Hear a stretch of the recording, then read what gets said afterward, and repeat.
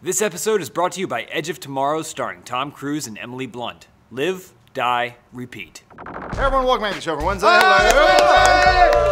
Hey, Spool! Can you see Spool in the corner of the screen here? Yeah. You don't need to move it. Oh!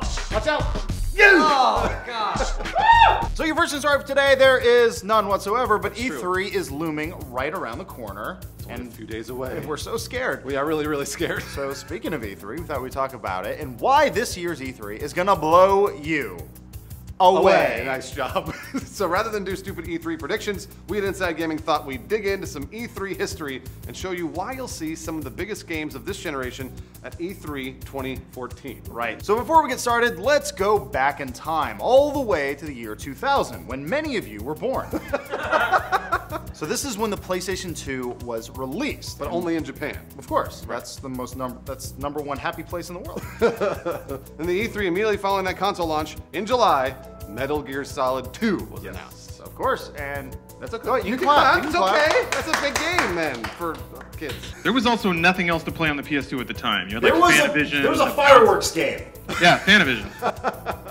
That's all you could play. It was awful. And the same was said of the Xbox. That was released in November 2001, but then at E3 2002.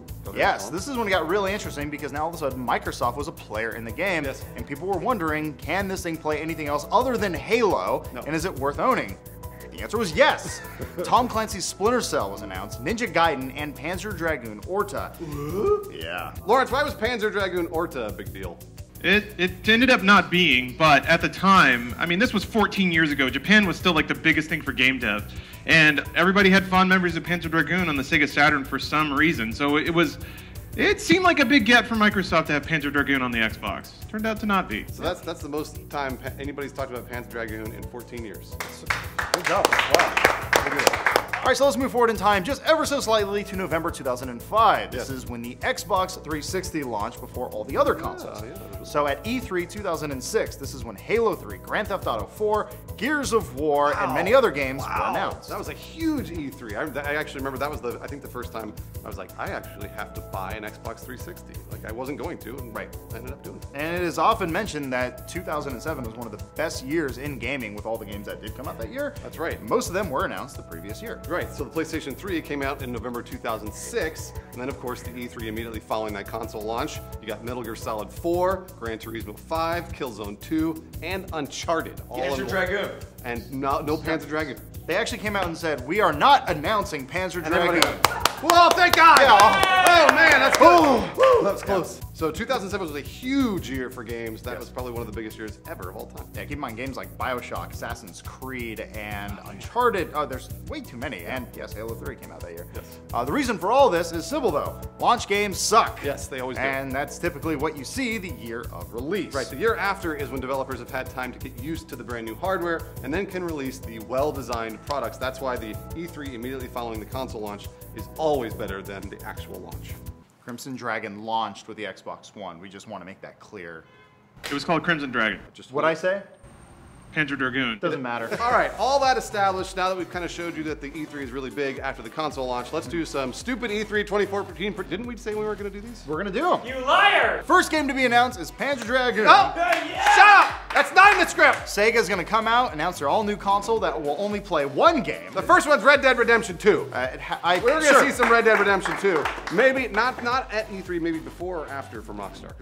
Historically, Rockstar doesn't really announce things. They let other people do it and tattoo it to their bodies.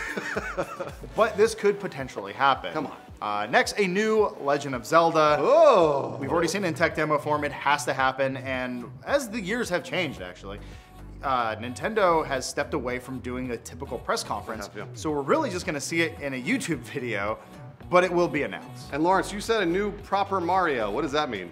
Well, I mean, New Super Mario U was pretty cool and all, but I think everybody expected that new kind of platform-defining Mario like 64, Sunshine, Galaxy. We haven't really had that on the Wii U yet, and it's got to be coming, right? I think so. Where can he go from here? We've done World, Galaxies, Transcend Time. Super Mario 65. Up next, everybody says it's an impossibility, but I think it might happen. Borderlands 3. No. We're gonna put this one on the low end. We've already got Tales from Borderlands. We got the other Borderlands game. Borderlands 3! This one will not go away, but we still want it to happen, and we could will it into existence like Mirror's Edge before it. Oh yeah, that's right. Fallout 4, anyone? Fallout 4, yeah. So this rumor, it's gaining steam, probably mainly because of us, but Steam! man. Valve doesn't go to Yeah, E3. no, what are you talking about? And Joel just went like this. So hopefully we will see a Fallout 4 trailer. It's not going to be like out this year or announced this year. All they need is just that little hum, that little theme, and just a 4 to pop in. They don't have to clarify what it is. That's true, that's it. That's all they And need you to can do. get away with it. Be totally fine. And then I think this is almost guaranteed at this point, a new Gears of War from Black Tusk. Of course, that once again, It's just gotta happen, Just right? do this, just some dust, that little theme, and then a 4 comes in.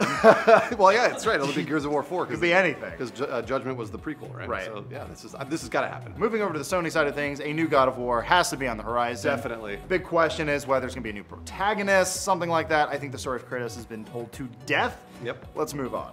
Mass Effect 4. You can do this easily. You just do some dust, you put the theme, and then you just have a 4 come in. Oh, cool. Yeah. One of these trailers has to have something in it, right? Other That's than the number just a 4. All of them have the 4 come in. And then Lawrence, I think you mentioned this last one. Oh, The Last Guardian? Yeah, technically it's already been announced, but nobody knows what's going on with it.